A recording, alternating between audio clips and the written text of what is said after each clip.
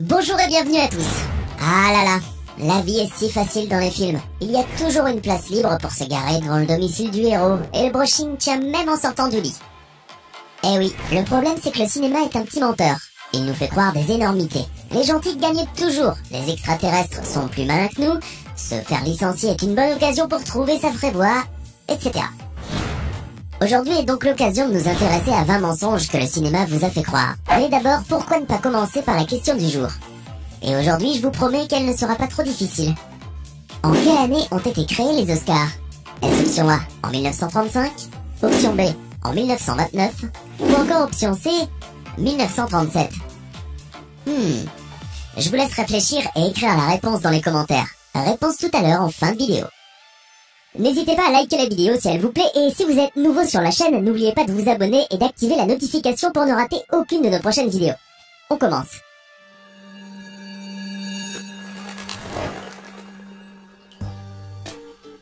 Vous souvenez-vous de cette scène typique où le personnage principal pénètre dans la cachette du méchant en contournant toutes sortes de lasers pour éviter que l'alarme sonne? Eh bien malheureusement, ces scènes sont à leur tour un mensonge. Bien que ces systèmes de sécurité existent bel et bien, en réalité ils sont très différents de ce qu'on nous montre dans les films. Pour commencer, les lasers sont infrarouges et invisibles, donc ne prenez pas la peine de savoir où ils se trouvent. Ils ne coupent pas et ne brûlent pas non plus au contact comme nous avons l'habitude de le voir, mais activent tout simplement une alarme lorsqu'on touche à quelque chose d'inconnu. Ils n'utilisent pas non plus de laser visant des directions au hasard et que vous pourriez éviter par la danse. Ces derniers couvrent des zones entières, raison pour laquelle il est impossible de les contourner, quelle que soit votre agilité. Une héroïne traquée court toujours en talons hauts, et si possible sur les toits des immeubles. Comment elles font, hein? Nous, même en espadrille, les tueurs nous rattrapent à la première marche de l'escalier. Hollywood est bien connu pour nous donner de fausses espérances. Grâce à certains films et à certaines émissions de télévision, nous avons grandi avec des idéaux relationnels fous. Des espoirs irréalistes pour l'école secondaire et une mauvaise compréhension de ce que la vie universitaire signifiait réellement. Ce n'est pas notre faute, bien sûr. Quand des émissions comme Gilmore Girls et Gossip Girl sont si faciles à croire, il est difficile de voir les mensonges qui nous nourrissent avant que nous nous mettions les pieds dans nos propres chambres sur nos propres campus, dans nos propres dortoirs. Par exemple, en général, dans la vraie vie, l'amour de notre vie ne se manifeste pas avant la vingtaine, la trentaine ou même plus tard. Mais dans les films hollywoodiens, c'est tout le contraire. Il semblerait que tout le monde trouve l'amour de sa vie au lycée. Vous n'avez jamais remarqué que les films se finissent toujours juste après le mariage des héros? C'est parce que les divorces n'existent pas dans un film hollywoodien. Vous avez le droit de garder le silence. Tout ce que vous direz, bla bla bla bla bla. Vous avez déjà entendu ce discours dans des films des centaines de fois. En réalité, les flics n'ont pas besoin de commencer à réciter les droits comme un poème dès que vous êtes menotté. Certes, ils doivent vous informer de vos droits lorsque vous êtes en garde à vue. Mais cela se produit généralement pendant l'interrogatoire lorsqu'il existe un dossier officiel contre vous. Dans les films, si vous êtes un terroriste international qui cherche à faire exploser un avion, un train ou un jardin d'enfants, il est très gentil de munir votre bande d'un minuteur électronique, pratique pour que les gentils sachent à quoi ils sont confrontés. Si cette minuterie pouvait clignoter dramatiquement lorsque le compte à rebours atteint sa première minute, ce serait préférable. Remplacer la minuterie par un téléphone portable est terriblement prétentieux. Personne ne vous en remerciera. Ça, c'est dans les films. Malheureusement, dans la vraie vie, les vrais terroristes ne sont pas aussi prévenants que leurs homologues de cinéma, parce qu'ils veulent habituellement que la bombe explose. Tenter de la désarmer de façon spectaculaire au dernier moment ne marche généralement jamais. Dans les films, méfiez-vous des femmes qui semblent vous détester intensément. Elles sont certainement complètement folles de vous en secret. En fait, il est inutile de perdre votre temps avec quelqu'un qui vous aime vraiment, car la femme en colère avec qui vous n'avez absolument rien en commun se révélera finalement certainement être la femme de votre vie à long terme. Malheureusement, dans la vraie vie, c'est loin d'être le cas. Dans l'univers du cinéma, les piranhas ont une réputation terrible. On dit qu'ils sont agressifs, dangereux, méchants, et qu'ils sont même capables de vous manger en quelques secondes. C'est du moins ce que nous raconte le cinéma. Cependant, vous ne devrez pas croire tout ce que vous voyez dans les films, car en réalité, c'est loin d'être vrai. Contrairement à ce qu'on nous a fait croire, les piranhas sont des poissons timides et extrêmement prudents. Il est vrai qu'ils sont capables de dévorer leur proie en quelques secondes, mais vous savez quoi? Les humains ne font pas partie de leur régime alimentaire. Nous sommes trop grands pour eux, à tel point qu'ils ont peur de nous. À ce jour, pas une seule mort causée par une attaque de piranha n'a été signalée. Hollywood adore les scènes d'action avec les voitures. Peu importe s'il s'agit d'une poursuite ou d'une course, l'important c'est qu'elles comprennent des sauts, des dérapages et des explosions. En réalité, ces scènes sont incroyablement exagérées et sortent de la réalité, notamment celle où les voitures sautent. En fait, on n'a jamais vu une voiture voler dans les airs avant de retomber sur la chaussée. Pensez à n'importe quelle scène de coup de feu dans un film, quelle qu'elle soit. Je vous assure que si vous la cherchez, il y aura des étincelles et des flashs sortant du pistolet. Cela ne se produit pas dans la vraie vie. Ce n'est qu'un autre mensonge que Hollywood nous a fait croire.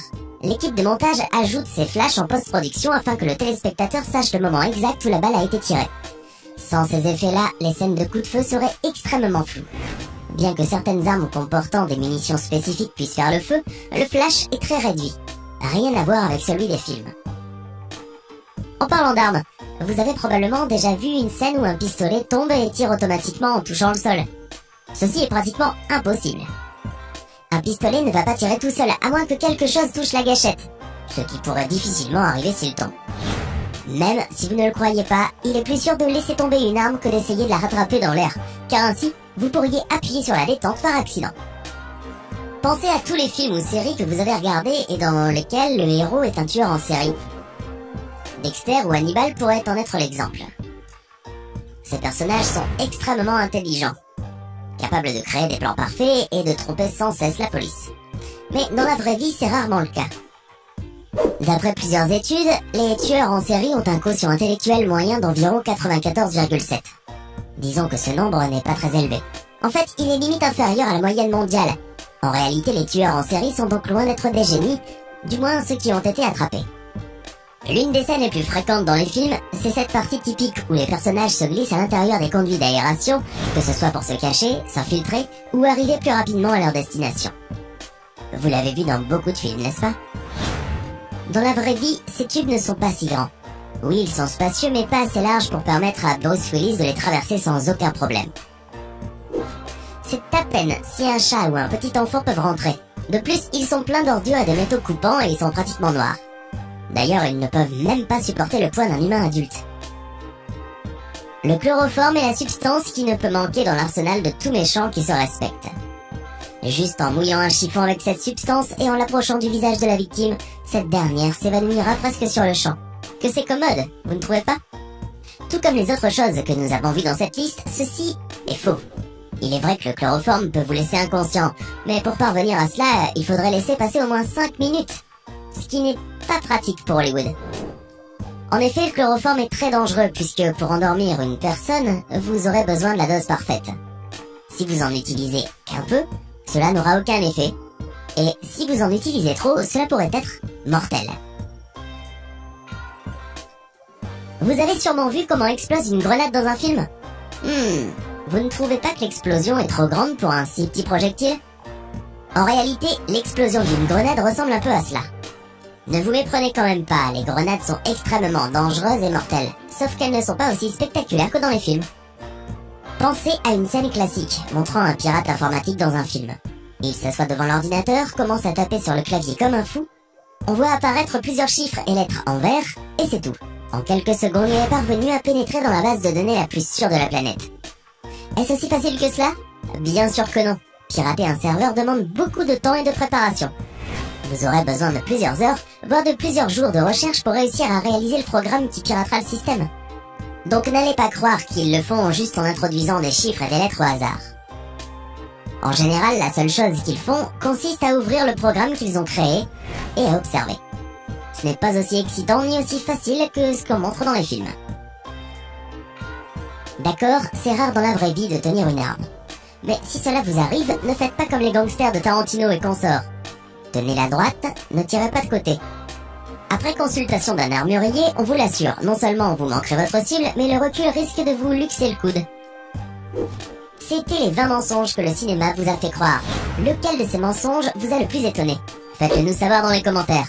Sinon, la première cérémonie des Oscars du cinéma s'est déroulée le 16 mai 1929 lors d'un dîner privé à l'hôtel Roosevelt à Hollywood, devant environ 250 personnes. Elle a récompensé les films sortis entre le 1er août 1927 et le 31 juillet 1928. Félicitations à tous ceux qui ont trouvé.